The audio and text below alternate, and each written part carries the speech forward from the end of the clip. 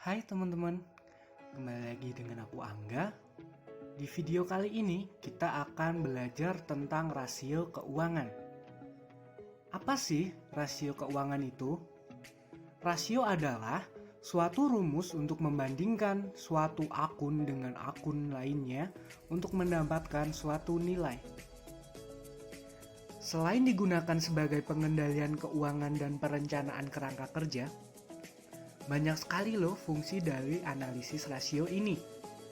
Namun, berbeda-beda tergantung penggunaannya teman-teman. Yang pertama, bagi manajemen perusahaan, rasio keuangan digunakan sebagai evaluasi dan perencanaan manajemen. Yang kedua, bagi manajer kredit, rasio keuangan ini digunakan untuk memperkirakan resiko potensial yang dihadapi oleh para debitur atau peminjam. Ketiga, bagi para investor, rasio keuangan digunakan sebagai alat untuk mengevaluasi nilai saham dan obligasi bagi perusahaan. Selain mengevaluasi, rasio keuangan juga bisa digunakan untuk mengukur adanya jaminan keamanan dana yang akan ditanam oleh suatu perusahaan. Yang terakhir, bagi manajer perusahaan, rasio keuangan ini digunakan sebagai alat identifikasi kemungkinan melakukan merger atau penggabungan dengan perusahaan lainnya. Secara garis besar, rasio keuangan dibagi menjadi 4 jenis. Yang pertama adalah rasio profitabilitas. Rasio profitabilitas itu apa sih? Rasio profitabilitas itu adalah rasio yang digunakan untuk mengukur kemampuan perusahaan dalam memperoleh laba. Nah, misal kita penasaran dengan suatu perusahaan, bagus gak nih perusahaan dalam memperoleh labanya? Bisa kita ukur melalui rasio yang satu ini. Yang kedua, rasio likuiditas. Nah, rasio likuiditas adalah rasio yang mengukur kesanggupan suatu perusahaan dalam membayar hutang jangka pendeknya. Yang ketiga, rasio solvabilitas. Sebenarnya, rasio solvabilitas ini memiliki kemiripan dengan rasio likuiditas. Bedanya, kalau rasio likuiditas itu mengukur hutang jangka pendek, kalau rasio solvabilitas itu mengukur kemampuan perusahaan dalam melunasi semua hutangnya, baik hutang jangka pendek maupun hutang jangka panjang. Dan yang terakhir adalah rasio aktivitas. Rasio aktivitas ini mengukur efisiensi perusahaan dalam menggunakan aktivanya atau sumber dayanya. Sebenarnya, dalam mengkaji perusahaan, semua rasio ini kita pakai teman-teman. Nah, kita langsung saja masuk ke rasio yang pertama, yaitu rasio profitabilitas. Rasio profitabilitas ini ada banyak sekali. Namun di sini saya hanya akan membahas beberapa saja yang menurut saya penting dan sering keluar. Ada 3 rasio saja, yaitu return of equity atau pengembalian terhadap modal. Rumus dari rasio ini adalah laba per modal dikali 100%. Rasio ini mengukur pengembalian laba kita selama 1 tahun berdasarkan modal yang kita tanam.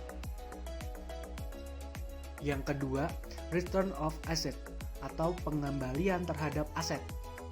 Rumusnya adalah laba per total aset dikali 100.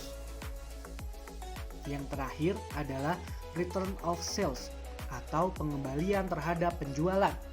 Rumusnya adalah laba per penjualan kali 100%. Nah, selanjutnya yang kedua adalah rasio likuiditas. Ada 3 macam rasio likuiditas yang terkenal, yaitu 1. Current ratio atau rasio lancar. Rasio ini mengukur kemampuan perusahaan dalam melunasi hutang jangka pendeknya yang menggunakan aktiva lancar. Rumusnya adalah aktiva lancar per hutang lancar. Selanjutnya yang kedua adalah quick ratio atau rasio cepat. Rumusnya adalah aktiva lancar kurangi persediaan per hutang lancar. Kenapa dikurangi persediaan? Karena persediaan itu dihitung tidak begitu cair dan saat dijual juga belum tentu laku. Yang ketiga adalah cash ratio atau rasio kas. Rumusnya adalah kas per hutang lancar. Jadi di mana hutang lancar itu langsung dibayar oleh kas perusahaan. Selanjutnya yang ketiga adalah rasio solvabilitas. Dari banyak rasio solvabilitas yang ada, saya akan memberikan dua saja, yaitu yang pertama adalah debt to equity ratio. Rasio ini adalah perbandingan antara hutang dengan modal yang rumusnya adalah hutang per modal. Dan yang kedua adalah debt to asset ratio, adalah rasio yang membandingkan hutang dengan total aset. Rumusnya adalah hutang per total aktiva dikali 100%. Di rasio ini direkomendasikan semakin kecil hasilnya semakin bagus, karena jika hasilnya 80%, artinya suatu perusahaan hanya menggunakan modal 20% dan sisanya hanyalah utang. Dan yang terakhir adalah rasio aktivitas. Ada banyak sekali rasio di rasio aktivitas ini. Salah satunya adalah perputaran total aktiva atau total asset turnover.